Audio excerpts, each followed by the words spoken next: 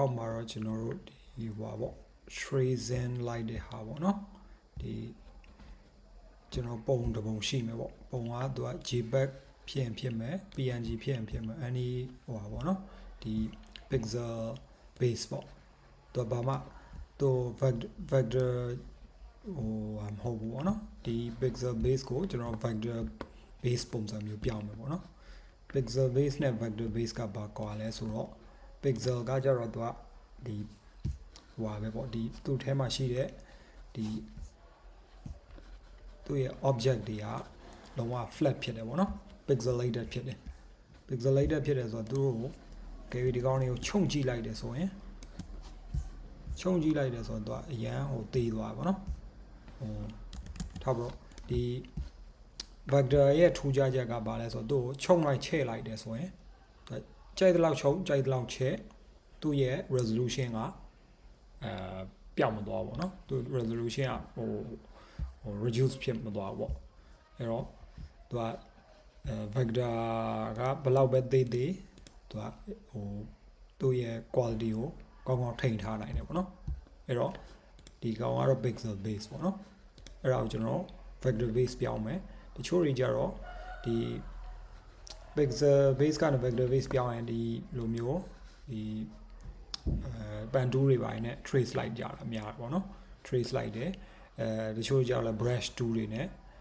brush နဲ့သုံးပြီးတော့အပေါ်ကနေ trace ပြန်လိုက်ကြတာပေါ့နော်ကျွန်တော်ကတော့ဒီကောင်ကတော့အလွယ်ဆိုတာအထက်ကိုဒီကောင်ဆိုရင် detail ဒီထဲမှာဆိုရင်ဒီ design ထဲမှာဆို detail ဟိုဟာတွေများတယ်ပေါ့နော် detail များတဲ့အတွက်ကြောင့်ဟိုအကောင်းဆုံးဖြစ်တဲ့ဒီ image trace ဆိုတဲ့ features ကိုကျွန်တော်သုံးပြီးတော့ trace လိုက်ပြပေးပေါ့နော်ဒီ image trace features တွေမှာဆိုရင်သူကအများကြီးရှိပါတော့သူ option တွေအများကြီးရှိတယ်သူမှာ high fidelity ရှိတယ် high fidelity ဆိုရင်သူကဒီပုံသူငကိုရှိပြီးသားပုံပဲကျွန်တော်နှိပ်ပြပါတော့သူကအကုန်လုံးသူ့ထဲမှာရှိတဲ့ color တွေအကုန်လုံးချိန်ပလိုက်တယ်ချိန်ပလိုက်ပြီးတော့သူကလုံးဝဒါဟိုပါပေါ့ pixel base ပေါ့ဒီဘက်ကကျတော့ vector base ဖြစ်သွားတယ်ဒါပေမဲ့သူ့ထဲမှာကျွန်တော်မကြိုက်တာတော့သူကတော့ color တွေအများကြီးသူဟိုလောက်လိုက်တာပေါ့နော် expand လုပ်လိုက်တာပေါ့ expand လုပ်လိုက်တော့သူ color တွေအရင်များသွားတယ်ပေါ့အဲ color ကျွန်တော်များတော့မကြိုက်ဘူးပေါ့နော်ဒါတော့ကို personal ဟိုဟာ preference နဲ့ကိုအကြိုက်နဲ့ကိုပေါ့နော်အဲ့တော့ဒီဟာလေးကိုဒီ drop down box လေးပေါ့နော်ပေါ်လာပေါ့နော်အဲ့ဒါလေးနှိပ်လိုက်တယ်ဆိုရင်ဒီမှာသူ့ရဲ့touch ချိန်လို့ရတဲ့ဟာပေါ့ preset တွေအများကြီးရှိတယ် high fidelity ရှိတယ် low fidelity ကြတော့သူကအနည်းဆုံး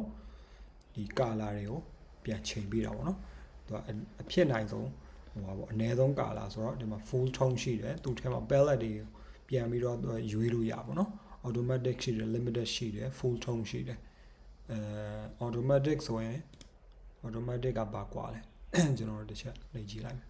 နော် automatic က color နည်းနည်းပိုများတယ်ပေါ့နော်သူ full tone ကautomatic ကကြောင့်အကုန်လုံးသူ auto ဟိုပြန်တွက်ပြီးတော့အဲ့လို color တွေပြန်ချိန်ပြီးတော့ပေါ့နော် full tone နဲ့ automatic ပါကွာလဲတစ်ချက်လေ့ကြည့်လိုက် full tone ကတော့မှသူက color လေးနည်းနည်းယော့သေးတယ်ပေါ့နော်ဒီ limited ကြတော့ကျွန်တော်ဘယ် color ဘယ်လောက်ပဲဒီကျွန်တော် design ထဲမှာထည့်မလဲဆိုတာသူကသတ်မှတ်လိုက်တယ်ပေါ့ဒီမှာဆို color အယောင်ပေါင်း30ပေါ့နော်30ကိုကျွန်တော်သုံးပေါ့နော်ကျွန်တော်သုံးချင်တာက4လောက်ပဲသွားမှာပေါ့4 color လောက်ပဲသွားမှာပေါ့နော် color 4လောက်ပဲကျွန်တော် slider လေးကိုရွှေ့လိုက်ပေါ့နော်ရွှေ့လိုက်4 color လောက်လည်းမစိုးပါဘူးနော်ဒီမှာရှင်းကြည့်လိုက်တဲ့ဆိုရင်သူထဲက detail တွေအများကြီးလည်းမပြောက်သွားဘူးဒီအတွင်းထဲကဒီဟို line လေးတွေတော့ပျောက်သွားပြီပေါ့နော် line လေးပျောက်သွားကျွန်တော်ဒီ noise ကို short ချလိုက်မယ် noise ကို short လိုက်တယ်ဆိုရင်line လေးပြန်ပေါ်လာပြီပေါ့နော်ဒီ noise ကို short ပေးလို့ရတယ်ကျွန်တော် part တွေကိုဒီမှာကစားလိုက်လို့ရပါဘောနော် low bass ဆိုရင်တော့သူက part တွေကတဖြည်းဖြည်းနည်းသွားတဲ့ဟာပေါ့ဒီအတွင်းထဲမှာရှိတဲ့ part တွေ part ဆိုတာကဒီထားပါတော့ကျွန်တော်ဒီမှာဆို rectangle တစ်ခုဆွဲလိုက်တယ်ပေါ့နော် rectangle မှာဆိုရင်ဒီမှာ part ကဘယ်နှခုရှိလဲဆို1 2 3 4ပေါ့နော်ဒီထဲက part တစ်ခု နှုတ်လိုက်တယ်ပေါ့ဒီလက်ရှိမှာဆိုရင် part က3ခုပဲကျန်တော့တယ်ပေါ့နော်အဲ့တော့ပြောချင်တဲ့ဟာကဒီမှာကျွန်တော် expand လုပ်လိုက်ရင်သူ part တွေကဒီဘက်ဆိုရင် part တွေနည်းလာတယ်ပေါ့နော်လုံးဖြစ်လာတယ်ပေါ့ဒီဘက်ရောက်တယ်လို့ဆိုရင်တော့ part တွေပုံများသွားတယ်ပေါ့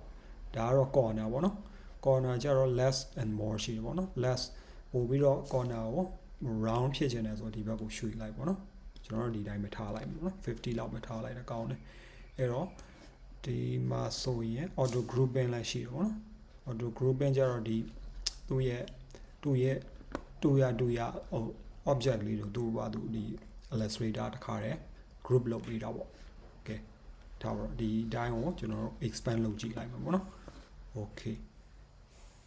expand မလုပ်ခင်တခြား option တွေရှိကြအောင်လည်းဒီမှာရှိတယ်ပေါ့နော်3 color ဆိုရင်3 color တခါတည်းတန်နှိပ်လိုက်လို့ရပါတော့နော်6 color ဆိုလည်း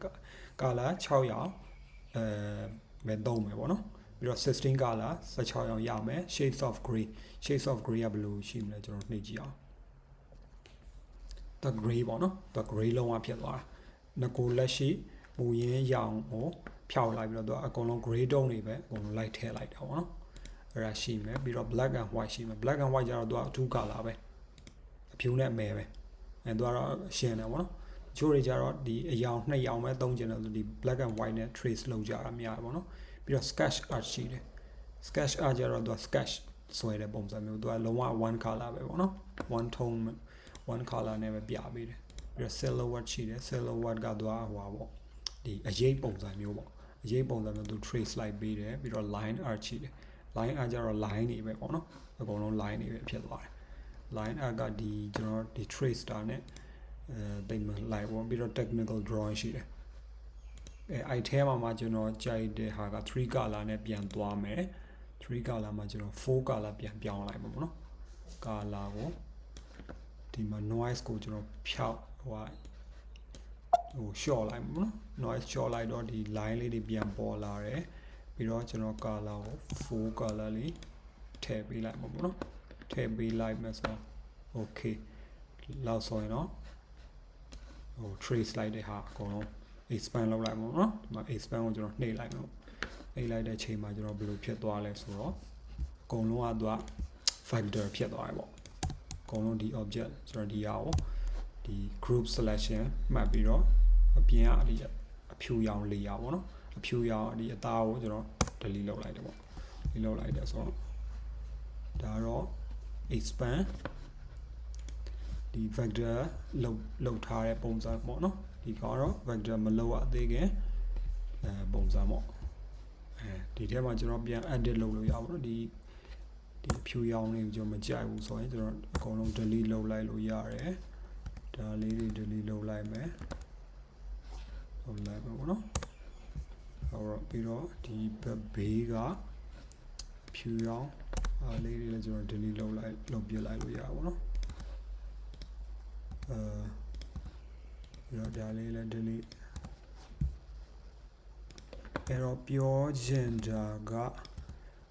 ဒီလိုမျိုးပေါ့နော်အရင် complicated ဖြစ်တဲ့ဒီလို complex ဖြစ်တဲ့ဒီ design တွေကိုကျွန်တော်တခါတည်း trace လိုက်လို့ရပါဘောနော်ဒီ features ကိုသုံးပြီးတော့ဒီသူရဲ့ image trace ဆိုတဲ့ features ကိုသုံးပြီးတော့တခါတည်း vector လုပ်လိုက်လို့ရပါဘောနော် time consume အချိန်ဟိုဟာဖြစ်တာလဲတက်တာသွားတယ်အမှအများကြီးအချိန် time saving လည်းဖြစ်သွားတယ်ပေါ့နော်ပြီးတော့အနည်းဆက်ဆုံးလည်းတူတယ်ပေါ့နော်ဒီပြီးတော့ဒီဟာ vector ဖြစ်သွားတဲ့အတွက်ကြောင့်သူကဟိုဖြစ်သွားပြီပေါ့ဒီ object တွေဖြစ်သွားပြီအကုန်လုံးကျွန်တော် edit လုပ်လို့ရတယ်ဒီမှာဆိုရင်ကျွန်တော်တူတဲ့ color တွေစုပလိုက်လို့ရတယ်အမှကျွန်တော်ထပ်ပြီးတော့ bonus အနေနဲ့ပြောဟိုထပ်ပြချင်တာကဒီလို color လေးရှိရပေါ့နော်ဒီ color နဲ့တူတဲ့ဟာဒီမှာဆိုရင်ကျွန်တော် color 4ရောင်ပဲသုံးထားပေါ့ဒါကလုံးဝဟို edit လုပ်လို့ရတယ်ဒါပေမဲ့ဒီမှာ group light တွေဖြစ်နေပေါ့နော်ဒီ color တွေကတစ်ခုနဲ့တစ်ခုဆက်မရှိဘူးပေါ့အကုန်လုံးကပြန့်ကျဲနေပေါ့ဒီမှာကြည့်လိုက်တယ်ဆိုလဲသူ layer ထဲမှာဒီမှာဆိုရင်သူ့ရဲ့ layer တွေကအများကြီးဖြစ်နေပေါ့နော်အဲ layer တွေကျွန်တော်အကုန်လုံးပေါင်းလိုက်မယ်ဒီ color 4ရောင်ဆိုရင်အဲ4ရောင်1ရောင်ချင်းစီအတွက်ကို one layer ပဲကျွန်တော်ထားမယ်ဆိုပြီးတော့လုံတဲ့တော့ကြောင့်ကျွန်တော်ဒီအောင်တစ်ခု select ပေးလိုက်တယ်ကျွန်တော် group selection နဲ့ရွေးလိုက်တယ်ပြီးတော့ select same fill color ဆိုတဲ့ဟာသူတူတဲ့အရာတွေအကုန်လုံးသူရွေးသွားတာဒီဟိုဟာတွေကနေပြီးတော့ဒီ design တွေကနေပြီးတော့အဲ့မှာကျွန်တော်ဒီ path finder လေးကိုခေါ်လိုက်တယ်ပြီးတော့ make compound shape ဆိုတာလေးကိုနှိပ်ပြီးတော့ expand လုပ်လိုက်မယ်အဲ့ဒီအချိန်မှာအဖြစ်သွားလဲဆိုတော့ဒီ gray နဲ့ပတ်သက်တဲ့ဟာတွေမှန်သမျှအကုန်လုံး group ပေးလိုက်လို့ဖြစ်သွားပါတော့နောက်ကျွန်တော်ဒီ black အတွက်ကိုလုပ်မယ်ဒီအနက်ရောင်ပေါ့နော်အနက်ရောင်ကိုတစ်ခုကျွန်တော် select မှတ်လိုက်ပေါ့ select မှတ်လိုက်ဒီမှာလေ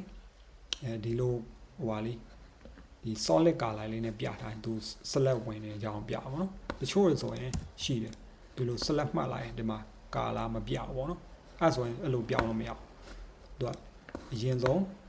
အရောင်တစ်ခုကိုမှတ်လိုက်မယ်ဆိုရင်ဒီကျွန်တော် group selection နဲ့မှတ်လိုက်နော်ဒီလိုဒီ solid color လေးပြတော့မှ select ဆိုပြီးတော့ same fill color ဆိုတဲ့ဟာကိုကျွန်တော် select မှတ်လိုက်အဲ့မှာဒီအနက်နဲ့ပတ်သက်တဲ့ဒီအကုန်လုံးပေါ့နော်ဒီ